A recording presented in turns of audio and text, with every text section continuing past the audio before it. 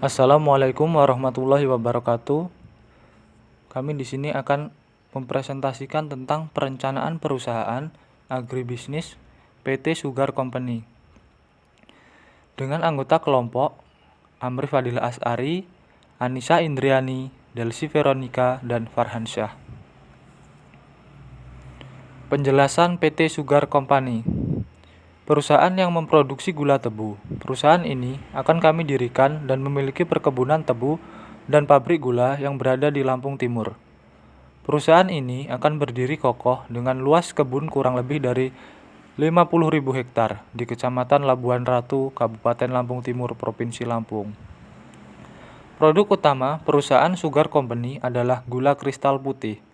Dan ketika perusahaan ini sudah berjalan dengan lancar, maka PT Sugar Company akan memiliki beberapa cabang PT Sugar Company lainnya.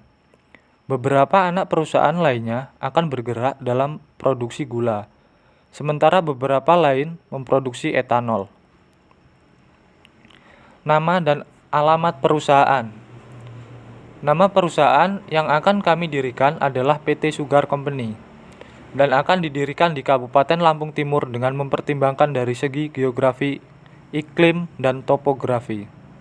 Dari sisi geografis, Kabupaten Lampung Timur terletak pada posisi 105.015 bujur timur sampai 106.020 bujur timur dan 4.037 derajat LS sampai 5.037 derajat LS. Dengan luas wilayah kurang lebih 5.325 km persegi atau sekitar 15% dari total wilayah Provinsi Lampung. Bentuk perusahaan sesuai dengan Undang-Undang Nomor 40 Tahun 2007 yang membahas mengenai perseroan terbatas. Dikatakan bahwa perusahaan berjenis perseroan terbatas adalah suatu badan usaha yang berbentuk badan hukum yang didirikan berdasarkan perjanjian dan melakukan kegiatan usaha dengan modal dasar yang seluruhnya terbagi dalam saham atau disebut juga dengan modal persekutuan. Oleh karena dibentuk berdasarkan kesepakatan, maka bisa dipastikan bahwa PT didirikan oleh minimal 2 orang. Pembuatan perjanjian ini harus diketahui oleh notaris dan dibuatkan aktanya untuk mendapatkan pengesahan dari Menteri Hukum dan HAM sebelum resmi menjadi perusahaan berjenis PT. Bahan baku. Tebu merupakan tumbuhan monokotil dari famili rumput-rumputan Gramineae. Batang tanaman tebu memiliki anakan tunas dari pangkal batang yang membentuk rumpun. Tanaman ini memerlukan waktu musim tanam sepanjang 11-12 bulan. Tanaman ini berasal dari daerah tropis basah sebagai tanaman liar. Klasifikasi tanaman tebu adalah sebagai berikut.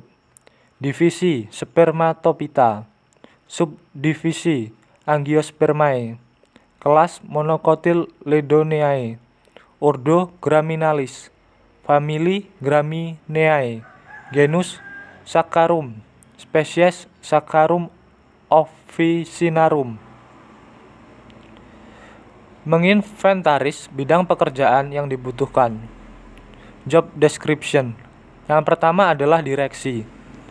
Direksi bertanggung jawab atas kepengurusan perseroan atau perusahaan, serta memiliki kewenangan dan otoritas yang tinggi untuk menunjang kinerjanya. Tugas direksi pada dasarnya menentukan usaha atau bisnis yang akan dijalankan perusahaan dan memiliki kendali atas bisnis tersebut. Yang kedua, direktur utama. Direktur yaitu orang dipilih untuk memimpin sebuah perusahaan berbentuk perseroan terbatas. Seorang direktur dipilih oleh sang pemilik usaha untuk mengelola dan menjalankan perusahaannya. Tugas umum seorang direktur adalah membuat prosedur ketetapan untuk tiap manajer dalam mencapai tujuan dan sasaran serta membuat terobosan atau ide-ide perusahaan. Untuk slide selanjutnya akan dibacakan oleh Anissa Indriani. Kemudian ada Direktur Keuangan. Direktur Keuangan memiliki tanggung jawab atas segala transaksi yang melibatkan uang perusahaan. Direktur Keuangan bertugas memberikan anggaran untuk semua divisi guna menjalankan tugas masing-masing, serta memberikan laporan keuangan kepada Dewan Direksi Merlang untuk memajukan dan mengembangkan perusahaan. Kemudian ada Direktur Personalia. Direktur Personalia bertanggung jawab atas perencanaan, pengembangan sumber daya manusia atau karyawan di perusahaan, serta menjamin kesejahteraan karyawan tersebut. Salah satu tugasnya yakni mengurusi administrasi kepegawaian serta melaksanakan pembinaan. Kemudian ada manajer. Manajer adalah orang yang bertanggung jawab atas kinerja para stafnya, serta mengintegrasikan jenis variabel dan karakter dari masing-masing karyawan agar bisa menjalankan tugas untuk menjalankan tujuan perusahaan. Manajer juga mengepalai sebuah divisi seperti pemasaran, produksi, personalia, dan banyak lainnya. Selanjutnya, manajer personalia. Manajer personalia adalah seseorang yang mengelola seluruh karyawan yang berada di dalam perusahaan. Bagi karyawan baru, manajer personalia adalah orang yang membantu mereka untuk menyesuaikan diri dengan pekerjaan baru mereka.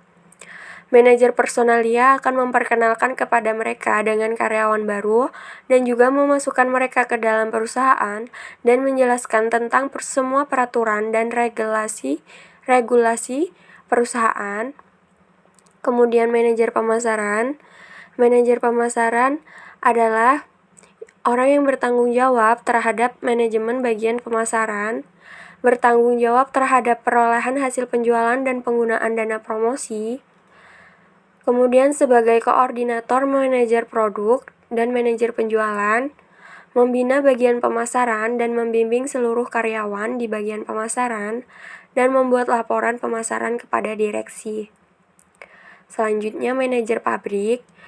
Manajer produksi atau manajer pabrik bertugas melaksanakan perencanaan dan pengorganisasian jadwal produksi, menilai proyek dan sumber daya persyaratan, memperkirakan, serta negosiasi dan menyetujui anggaran dan rentang waktu dengan klien dan manajer. Kemudian, admin dan gudang. Tugas utama seorang admin gudang adalah melakukan penerimaan akan permintaan dan pesanan dari bagian gudang, mengurus data-data pengiriman, lalu menjaga kualitas layanan pengiriman barang pada konsumen. Kemudian ada struktur organisasi PT Sugar Company, yaitu direksi, direktur utama, direktur keuangan, direktur dan direktur personalia, manajer, manajer personalia, manajer pemasaran, manajer pabrik, manajer, admin, dan gudang.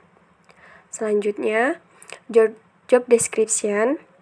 Fungsinya yaitu menentukan market plan maupun strategi pemasaran yang tepat baik dalam menyampaikan, mendistribusikan, menyuplai jasa yang sudah menjadi core bisnis perusahaan agar bisa diterima berbagai lapis customer. Kemudian tugas job description, merencanakan dan merumuskan kebijakan strategi yang menyangkut pemasaran, memonitoring dan mengarahkan proses-proses di seluruh divisi pemasaran, melakukan koordinasi strategi antar departemen, memberikan masukan pada direktur utama dalam memutuskan hal-hal yang berkaitan dengan pemasaran, manajer pemasaran sebagai koordinator manajer produk dan manajer penjualan. Manajer pemasaran membina bagian pemasaran dan membimbing seluruh karyawan di bagian pemasaran. Manajer pemasaran membuat laporan pemasaran kepada direksi. Dan slide selanjutnya akan dijelaskan oleh Delsi Veronica. Wewenang manajer pemasar. Manajer pemasar berwenang merumuskan kebijakan pemasaran perusahaan, berwenang untuk memutuskan harga jual hasil produksi, dan pada kondisi tertentu berwenang untuk menolak permintaan order dari konsumen, berwenang untuk melakukan penyempurnaan pola kerja di Departemen Marketing, serta berwenang untuk melakukan koreksi terhadap harga chain kontrak apabila terjadi kesalahan. Selanjutnya adalah tanggung jawab manajer pemasar. Manajer pemasar bertanggung jawab terhadap strategi pemasaran yang telah disusun, bertanggung jawab terhadap manajemen bagian pemasaran, bertanggung jawab terhadap perolehan hasil penjualan dan penggunaan dana promosi. Selanjutnya, manajer pemasar sebagai koordinator manajer produk dan manajer penjualan. Manajer pemasaran membina bagian pemasaran dan membimbing seluruh karyawan di bagian pemasaran, serta manajer pemasaran membuat laporan pemasaran kepada direksi.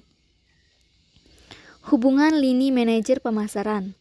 Atasan langsungnya adalah direktur, bawahan langsungnya adalah staf pemasaran. Untuk kondisi kerja, bekerja di kantor, waktu kerja mulai dari jam 8 pagi sampai jam 5 sore. Selanjutnya adalah staf marketing. Fungsi dari staf marketing adalah menangani pemasaran dan jasa dan melakukan pengembangan daerah pemasaran baru melalui promosi ke perusahaan. Staf marketing dalam perusahaan berfungsi untuk mewujudkan setiap target yang berhubungan dengan penjualan produk.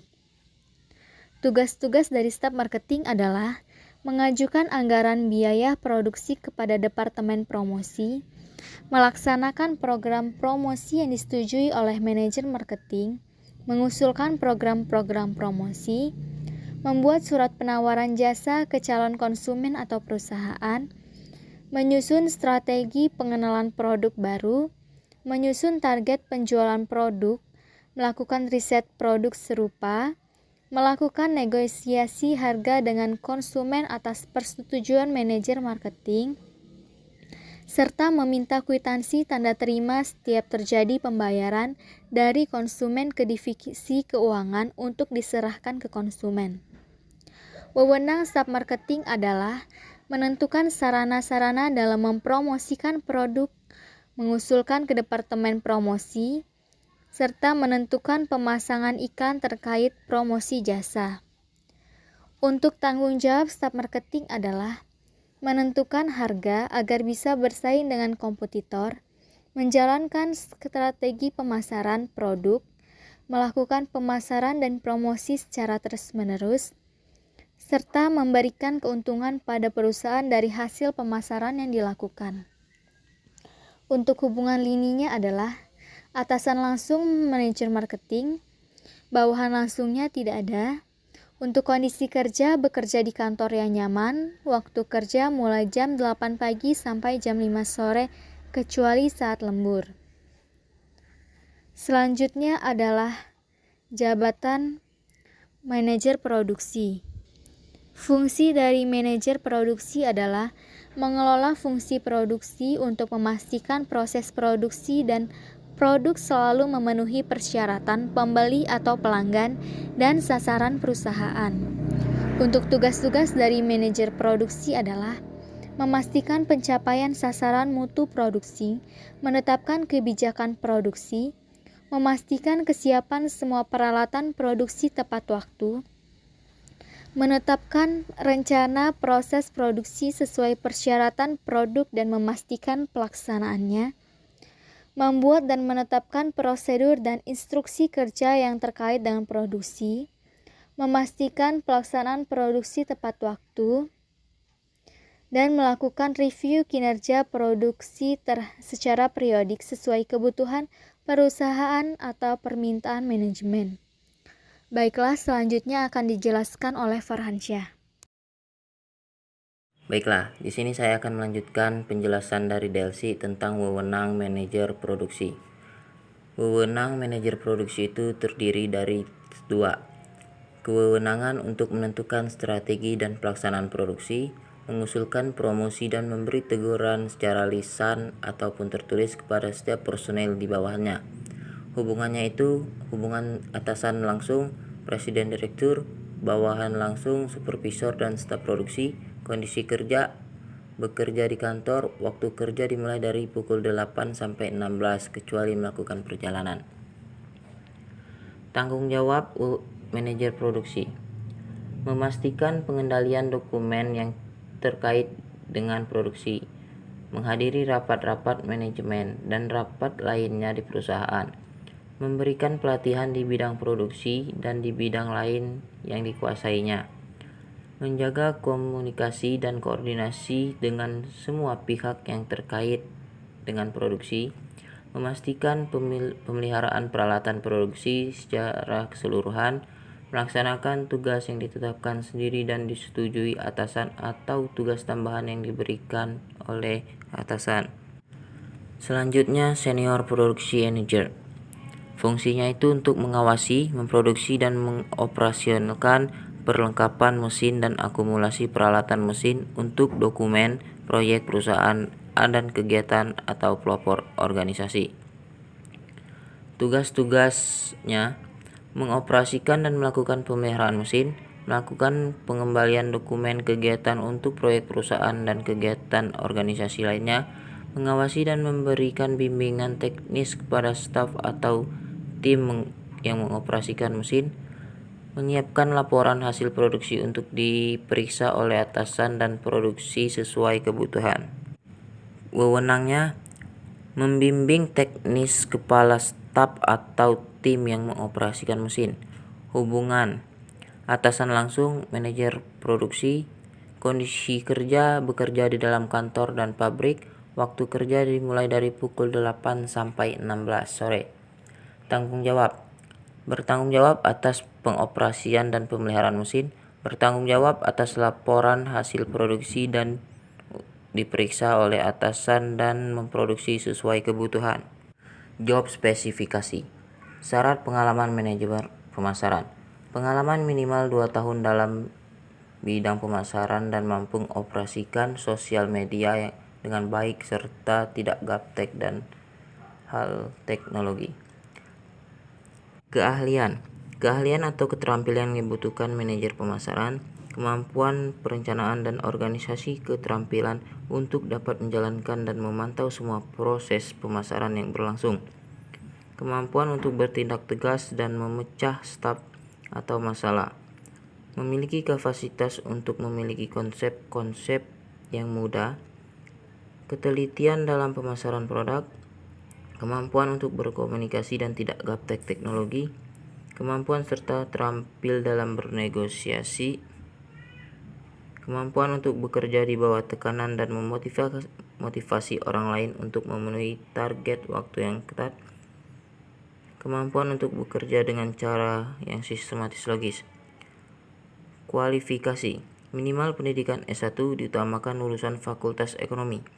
Minimal berusia 24 tahun, mempunyai pengalaman bekerja di bidang marketing minimal 1 tahun, mempunyai kemampuan berkomunikasi dengan baik, memiliki kemampuan bekerja secara individu dan secara kelompok, memiliki strategi pemasaran yang baik, memiliki daya analisis yang baik, dan memiliki kemampuan brand marketing yang baik, dapat menggunakan internet dan sosial media dengan baik, bertanggung jawab dan jujur dan dapat dipercaya.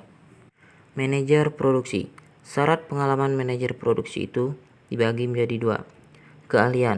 Keahlian dan keterampilan yang dibutuhkan manajer produksi, kemampuan perencanaan perorganisasian, keterampilan untuk menjalankan dan memantau proses produksi, kemampuan untuk bertindak tegas dan memecahkan staf atau masalah yang berhubungan dengan peralatan, memiliki kapasitas untuk memahami konsep-konsep yang mudah, memiliki ICT untuk menangani berbagai teknologi dan program, ketelitian untuk memastikan tingkat kualitas yang baik, kemampuan untuk berkomunikasi dengan jelas dan persuasif dengan tim Anda, manajer dan klien, keterampilan negosiasi yang kuat, kemampuan untuk bekerja di bawah tekanan, dan kemampuan untuk bekerja secara sistematis logis. Kualifikasi. Minimal pendidikan S1 teknik dan setara, pria, usia minimal 35 sampai 40 tahun, bertanggung jawab, jujur, teliti, dan tepat waktu, dapat bekerja di bawah tekanan, mempunyai kemampuan komunikasi yang baik, tegas untuk mengayomi bawahan, menguasai mesin produksi. Mungkin cukup sekian yang dapat kelompok kami sampaikan. Kami akhiri. Wassalamualaikum warahmatullahi wabarakatuh.